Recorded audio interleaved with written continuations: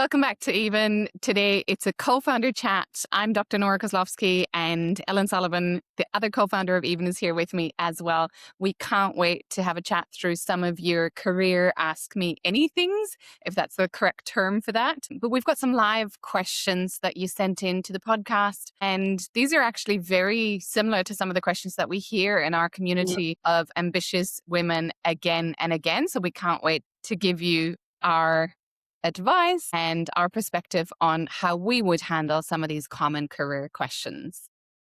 Ellen, what are you looking forward to today? I'm just looking forward to doing what I think we do best, right? Which is looking at real challenges, having real answers to them, and strategies that very smart, clever, ambitious women want to use. The system needs to change. At the same time, we know ambitious women are going to want to still progress their careers and still make changes to their lives and their leadership. So then let's look at some strategies that work for women. Amazing.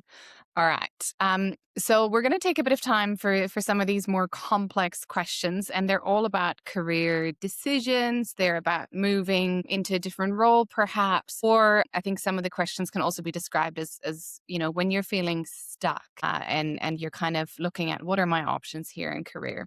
So let's have a look at the first one. The first one is I'm not getting on with my leader.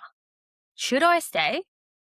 Or should I go? Good question. One that comes up a lot. And I don't think it's a question that everyone, no matter how you identify, understands this question, this challenge, this tension. Should I stay or should I go? And I mean, I can't tell you the amount of times that somebody comes to us with that question. And I feel like they're just hoping that we would give them the magic answer. But really, the answers are actually already inside you. What we're here to do is we're going to give you some ways to evaluate what your different options look like, and perhaps also to dig into what is actually going on beyond just that, articulation of I'm not getting on with my leader. That often, that's a symptom. And so maybe let's start with that first before we go into the decision. So what is the dysfunction that's happening?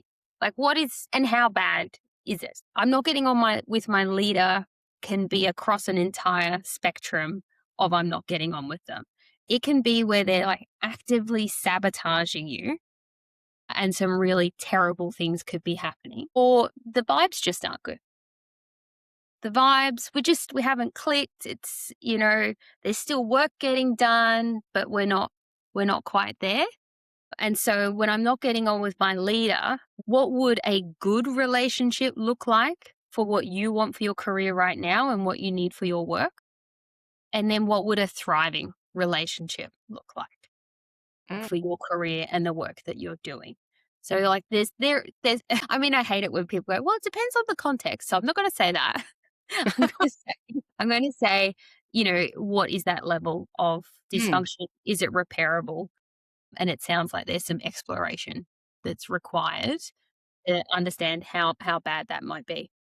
But I also like what you're effectively doing is you're taking it away from that statement of I'm not getting on with my leader to actually asking what would good look like for a relationship between a leader and a direct report, and what would thriving look like. Mm-hmm. And then I think one of the things that we can confuse is that we want to have great vibes with our leader, but actually a good relationship could be productive. It could be challenging.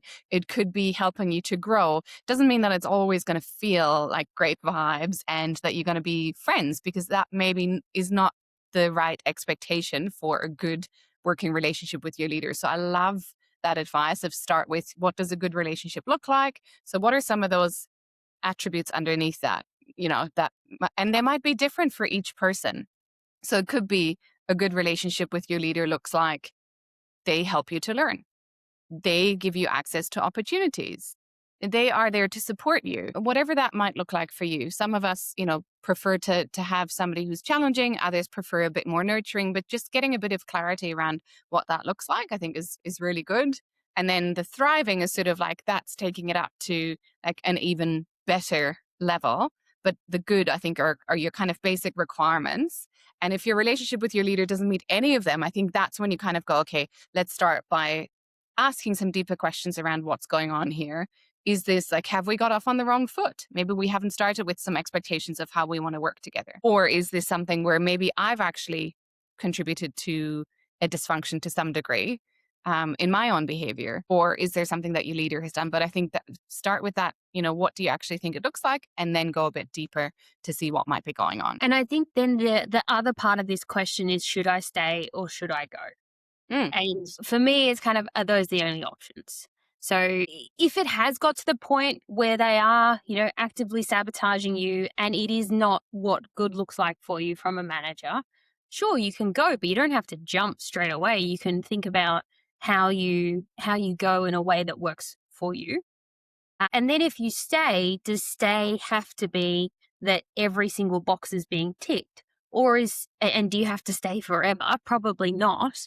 You can actually think about staying for a period of time and doing what you need to get done in that time. So could you stay and grow your relationships with a different department to start seeing other managers over there that I really like? Could you stay and form really strong kind of peer relationships that will advocate for you when you're going on kind of your next role hunt? It's instead of thinking about the binary, is it stay and just head down and just grip on and hope I can get there. Grip on. I can do this. I can turn up every single day. Or is it, and it doesn't have to be, I'm just going to walk out the door. I'm going to quit. I'm just going to get out of here. Is there a bit more nuance? Is there more options on the table between those?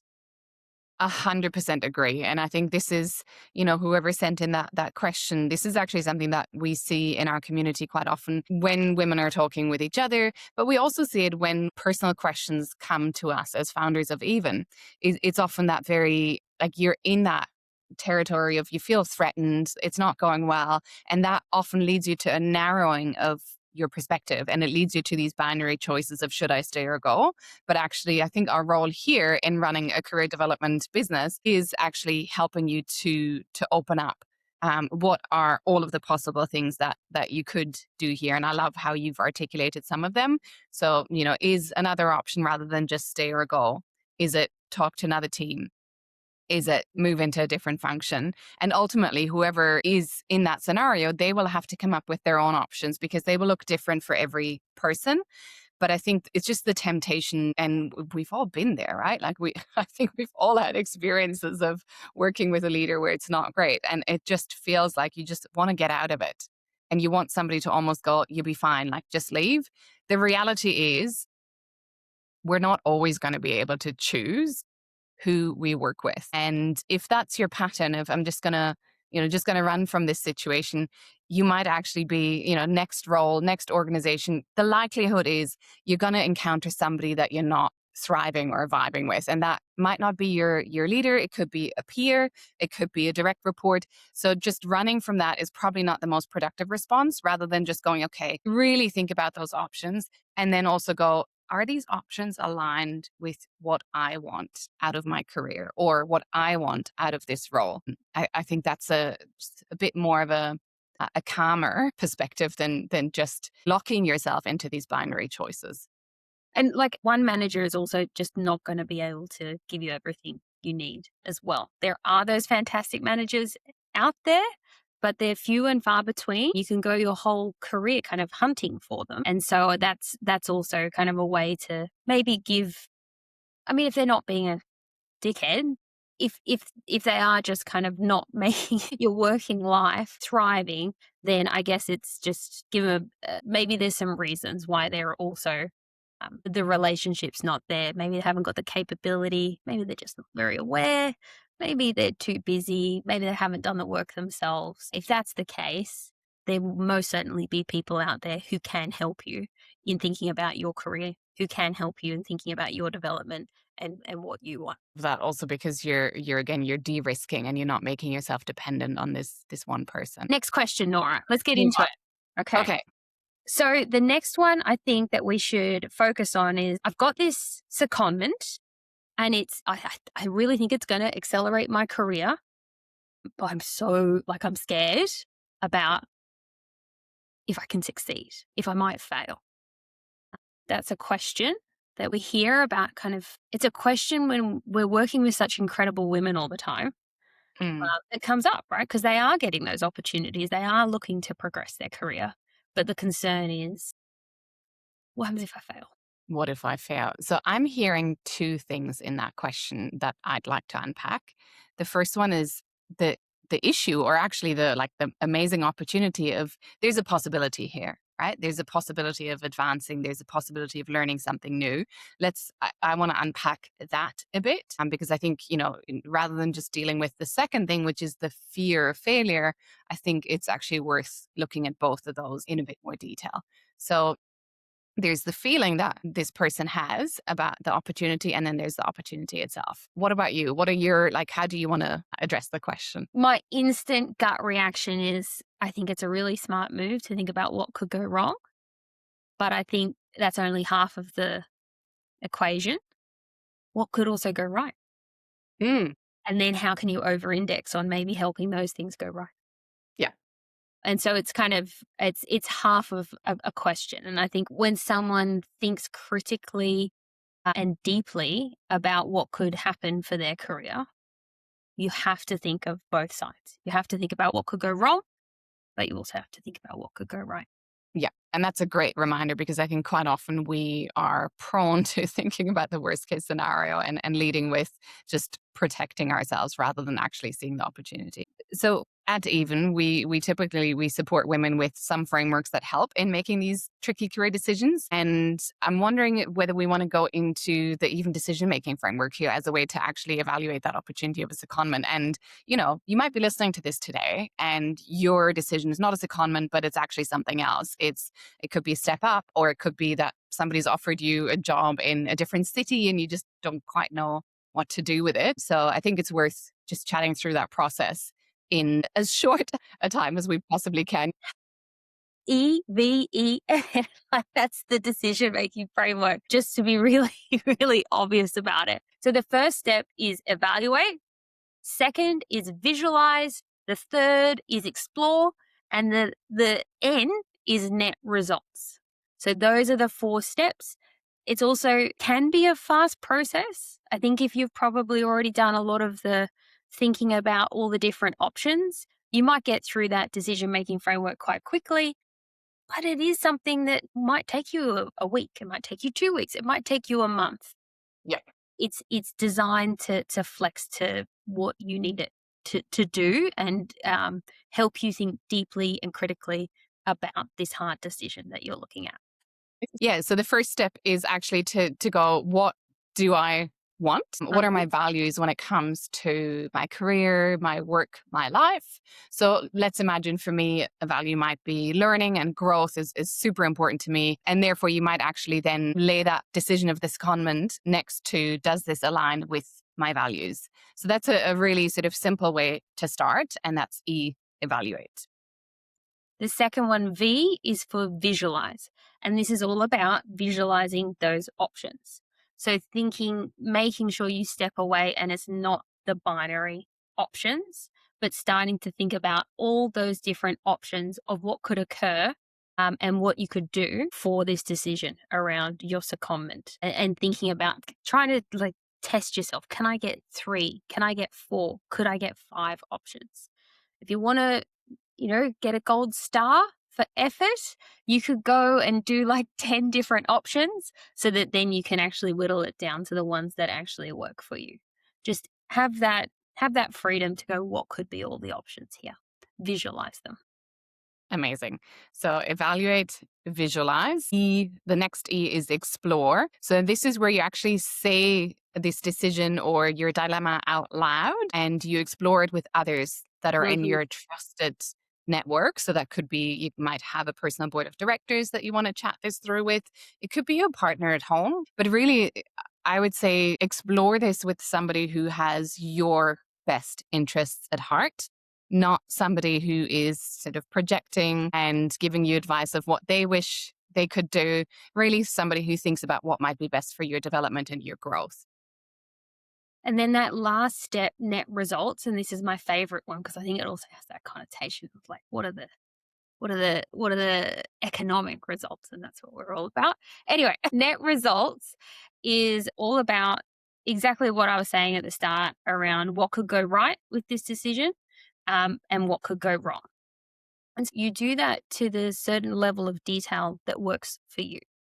So you might only want to think about, two or three things that could go wrong and two or three things that could go right. But you can, again, go quite broad. And then you also start thinking about, well, what does this look like over time horizons? What are the net results over time horizons for the things that might go wrong and the things that might go right? Because I think a lot of us can think about time horizons in kind of like that less than 6 months. Hmm. But actually, what happens when it plays out over 12 months, over 24 months? What kind of change is there? And when you're thinking about it more in a long form way, it can be a lot easier to see the benefits. So that's the N in the even decision making framework. Net results. There you have it. E.V.E.N, decision making framework. So that might be one thing that could help you as you're making a career decision. The second thing that we haven't talked about yet with this question was the fear that our listener has around fear of failure. And we do talk about fear quite a bit in some of our master classes, but there's a few things that I would say around this fear of failure for the person who's experiencing that. So the first concept that I would introduce here is the notion of playing big. So there's a beautiful that we often drawn by Tara Moore called Playing Big. And really playing big means that you choose to lead with what you want. So your dreams and the things that you actually are driving towards in your life and career, rather than leading with your fears. And so here, the question for that person in the situation really is, are you letting your fear be in the driving seat of that decision versus is this more aligned with your values? And so, yes, discomfort is real. We've all been there. It feels like it can be overwhelming to deal with that fear. But just stepping back and going, what's the place from which I'm coming at this decision from? And is fear going to be the thing that's actually going to guide me into a wise decision rather than is it holding me back and sort of keeping me small? I love that. I think yeah, there's two really practical strategies there, right? The even decision making framework, and then how to play big by Tara Moore. All right. One more question. What one have we got, Nora? Let me have a look. There were quite a few that came in. So just choosing this next one. Again, this is about a decision. And I would say this is more about it's not fear, it's confusion. And we see confusion quite a bit as well. I don't know what the next step is. So I feel ready for my next step, but I just can't seem to figure out what it is. So should I go with the path and gun for the next role up? So that's my leader's role. So the person might know that maybe their leader is moving on to something else. Should they just try to replace their leader? Or should I move outside of what I'm doing, what I've been doing for a few years, it says here, and move into another function altogether to prioritize learning? Well, What I do you mean, that's a big question, right? Love how I'm the first one up to respond to this. And it is, it's, in mid career, right? We've been working so hard, we're high achieving, and we've done all the box ticking exercises. And it gets to that point where you're like, well, actually, what do I want? What do I want? What do I want my career to be? And so, like for me, it would be around thinking about kind of what is the career frustration you might be having, or a small desire, or something that's almost just feels like a bit of a hunch, Mm. because that's telling you something, and it might be telling you your wildest dreams. It might be, hey, do you think you could run your own business one day? That was mine. I wish I could. That was mine, and then yeah, we jumped in. Yeah, what is that hunch? What is that frustration? What's that desire? That's going to give you some real interesting data to start with about, what are those different steps you can take. Yeah, I really agree with that. And I think building on your hunch to the question is I would encourage our listeners to actually to listen more deeply to what is within you. Because even the way the question is phrased is very externalized, right? It's should I? And the should tells me that, you're probably showing up to this question with some external expectations that may or may not be conscious. So we all grow up, whether that's in our family, in our schooling, in our peer groups, wherever we've worked before, we grow up with these certain career stories, career paths, and visions of what success looks like that are not necessarily ours. And often we've never sat down and challenged what success or what career looks like from our perspective, rather than just, comparing ourselves to others. So the encouragement to go with your hunch or with your, what is that desire that kind of is whispering in your ear, I think is really important here. And one of the ways that you could do that, if you're finding yourself in that kind of scenario, same as our listener, is to start by looking at future scenarios, future selves. So this is a methodology we use that's based on the work of Professor Emilia Ibarra, who's written the beautiful book Working Identity. And what I love is that, so it's a book about stories of career change and career experiences. And what I love about it is that her work really helps us to dig into the feelings that career options elicit in us. So even just asking that question to yourself, promotion, what are the feelings that elicits in you? Does it elicit excitement? Does it elicit fear? Fear is not necessarily bad. We've just talked about it. Does it elicit a sort of, ugh, don't really love that? What is it? Same with the learning aspect. Should I move to a different function? What do you think you would feel like day in, day out if you imagine being in that function? And of course, if you don't have data to go on to actually give rise to the feelings, then it might be time to go out and get some. Like, what does it look like in that function? So, but yeah, the encouragement is to really think about what are your personal feelings underneath that decision, and really try to separate what you might have taken in from others to what you actually want. And working that out and doing that work can help you then make some decisions. I think it is going to be a bit of a slower process to work out what you want when you've probably got a lot of complexity going on in your life. Mm. And you probably have lots of different things kind of going, you should do this, you should do that, or you can't do this, or we've got that bill needs to be paid, or the mortgage needs to be that. Like there's lots of different things coming at you. And the only way to be able to navigate through that is to know, well, what do I want? What are my non-negotiables? And what am I feeling? What am I feeling? And that can be confronting, but very, very worthwhile. Yeah.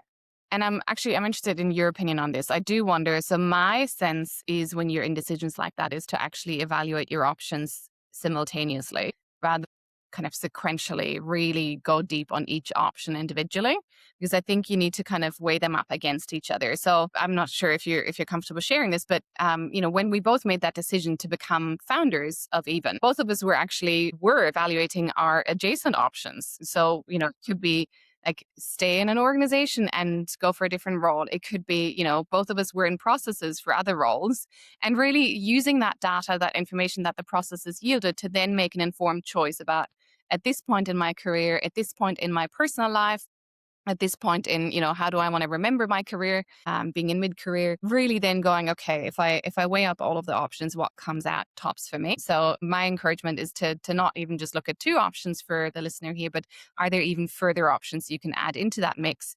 Because it just helps you to elicit more and more information and reactions to that information. I actually had to use a numbering system. You use a numbering system? had my options and I had all my data. And I mean, I don't know how to I would think it's probably more through a project management lens and an operational lens, which, I love that stuff. Systems, love systems, go for systems, create systems. And the system that I was setting up was I had I had 10 different criteria against every option. And then I evaluated them out of 10. And whilst I was, I have a problem with authority, especially against myself. And so even if those options had, if one option had come out better than the others, I still wasn't going to let it make the decision for me. But it was just that I felt like I had really done the work in working out, well, what was the next step for me?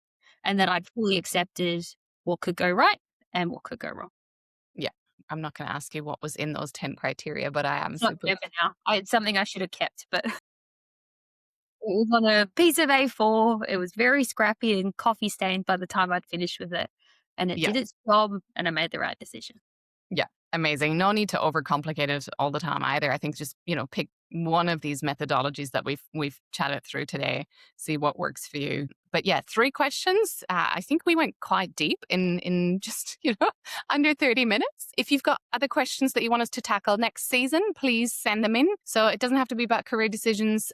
Other questions that I know we'll explore in the future are about things like burnout, about biased experiences at work, about developing your leadership capability. So keep sending us your questions on all of these topics when it comes to career, leadership, and life. Thanks, everyone. Thanks, Nora. Thank you.